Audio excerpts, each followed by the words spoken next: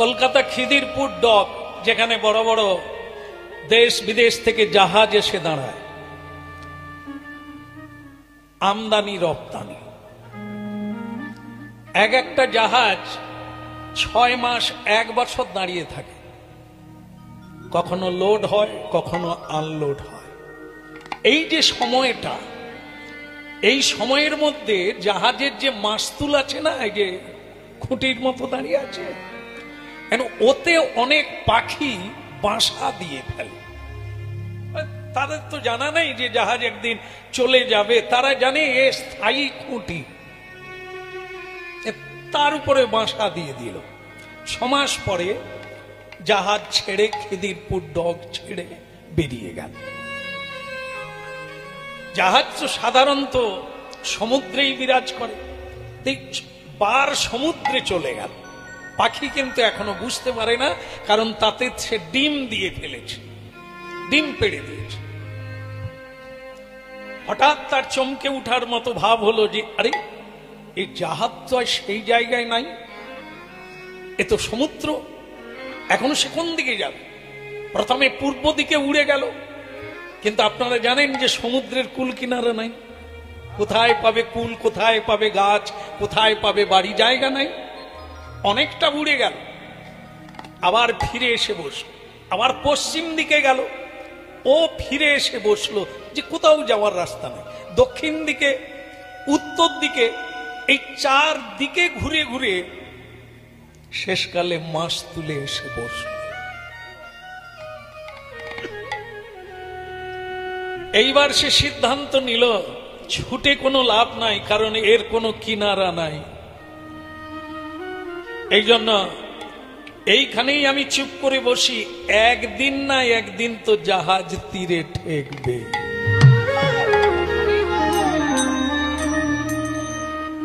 এই জন্য বেটা, অনেক করেছো বা, ও যা করেছো তারই ফল পাবে।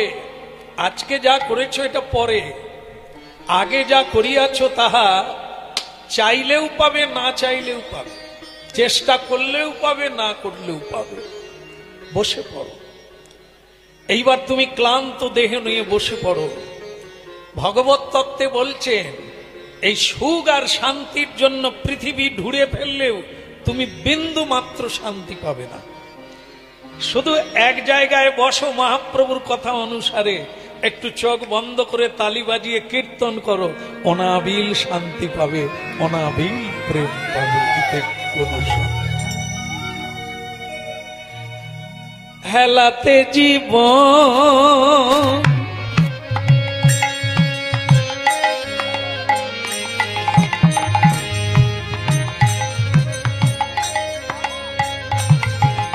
হেলাতে জীবন জাপিও না মন, যুগল কিশোর চরণ। হেলাতে জীব জাপিও নয়া, যুগল কিশোর চরণ ভজ।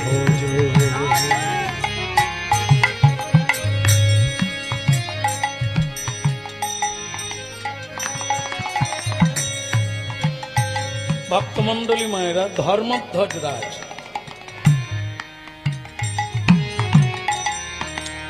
ঘোষণা করে দিলেন, সুধন্যার পিতা, ভক্ত সুধন্যার পিতা ধর্মধ্বজ ঘোষণা করে দিলেন, এই যে আমার রাজ্যবাসী, প্রজাবৃন্দ, ভগবানের প্রিয় ভক্তবৃন্দ, আমি আপনাদের একটা কথা দিয়ে দিই, যেটা আপনারা নিতে পারেন, দৃঢ়তায় আনতে পারেন। আপনারা যদি এইভাবে বসেন, কীর্তন করেন প্রতিদিন, আমি কথা দিচ্ছি এই জন্মে আপনাদের আমি ভগবান দর্শন করিয়ে দেব। হেলাতে জীবন, কথা হলো এটা, কথা হলো এটা, অবহেলায় সময় নষ্ট করো না। কারণ পৃথিবীতে বারবার সব জিনিস পাওয়া যাবে, হারিয়ে গেলে আবার পাওয়া যাবে, কিন্তু জীবন থেকে সময় হারিয়ে গেলে আর খেলাতে জীবন জাপি জনম যুগল কিশোর চরণ ভজন। ওই হেলাতে জীব চাপিও নব যুগল কিশোর চরণ ভজ। আত্মজীব হোগে আশা নামি মকরন্তে তো জীবগে আশা। হ্যাঁ মানা রে, একদিন সব ছেড়েই যেতে হবে, যেতেই হবে। তা ছাড়তেই যখন হবে, আজকে টানাটানি করে লাভ কি, ছেড়ে দে। সেই তো খালি হাতে যেতে হবে। অভ্যাস করো, খালি হাতে থাকার অভ্যাস করো, শূন্য হওয়ার অভ্যাস করো। কারণ তোমার যাওয়ার ঘন্টা বেজে গেছে, তোমাকে যেতে হবে। তজি ভোগে আশা নামি মকরন্দে, তজি ভোগ আশা নাম মকরন্দে। এ সংসারে কেউ কারো সঙ্গে যাবে না, এ সব বুঝে নিয়েছে। এর আগে যারা মারা গেছে, আমার আমার করে মরে গেল, কেউ তাদের সঙ্গে গেল না। তা এখন মানুষ চালাক হয়ে গেছে, বুঝতে পেরে গেছে কেউ আমার সঙ্গে যাবে না। হ্যাঁ, এই জন্য একাই যখন যেতে হবে, তখন এদের প্রতি মায়া করে লাভ কি, টান রেখে লাভ কি, একাই তো যেতে হবে। তো জীব হোগে আসে নামি মকরন্দে। একটা জিনিস যাবে, আপনারা খুব মন দিয়ে শোনার চেষ্টা করছেন, এটার দ্বারাই আপনারা লাভবান হবে। আচ্ছা, আপনারা একটু কথা বলি আপনাদের সঙ্গে। আসার সময় কি কি আনছি, কি আনছি?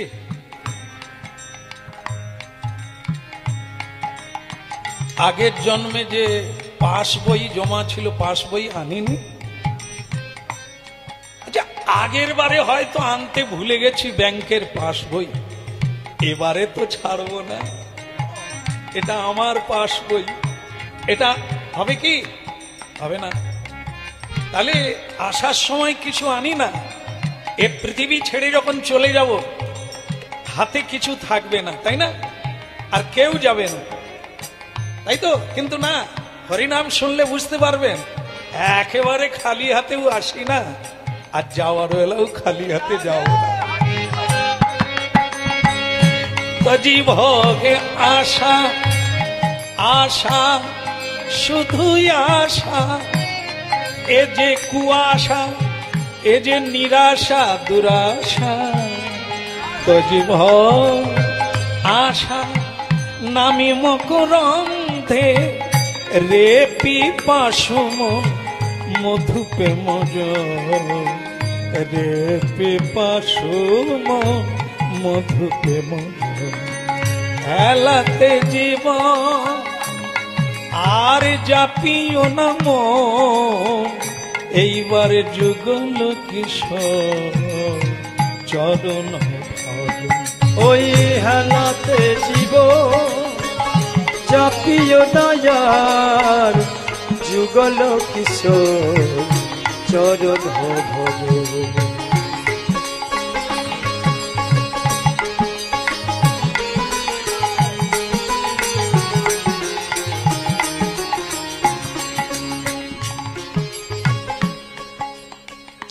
এই জন্য কি শরীরকে সুস্থ রাখতে হলে মাঝে মাঝে চেক আপ করাতে হবে। সোনা সোনা ব্যবহার করি, তাকে চকচকে ঝকঝকে রাখতে গেলে মাঝে মাঝে ওয়াশ করাতে হবে, খাদ বের করতে হবে।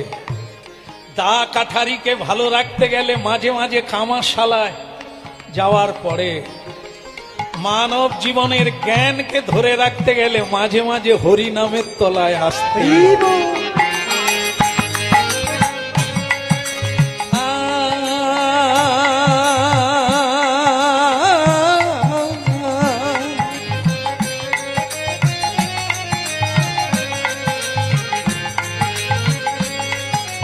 আদে মনাম হেলাতে জীবন জাপিও নয়া যুগল কিশোর চর।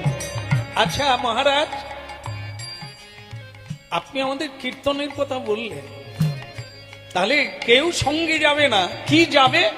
হ্যাঁ বটে, কি যাবে? কি হয়েছে? আগে আলো দেওয়ার কায়দা আছে, উপর থেকে দিলে ঠিক আছে, এখান থেকে দিলে চোখটায় কি হবে? আলো তো দিতে বাধা নাই, যত ইচ্ছা দেন, কিন্তু এরকম দেন। চোখে লাগলে আমি তাকাবো কি করে? সেই ব্যবস্থাটা তো লাইটম্যান ভালো বুঝবে।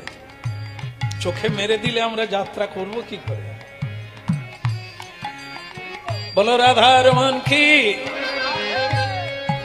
তাহলে কি দাঁড়ালো?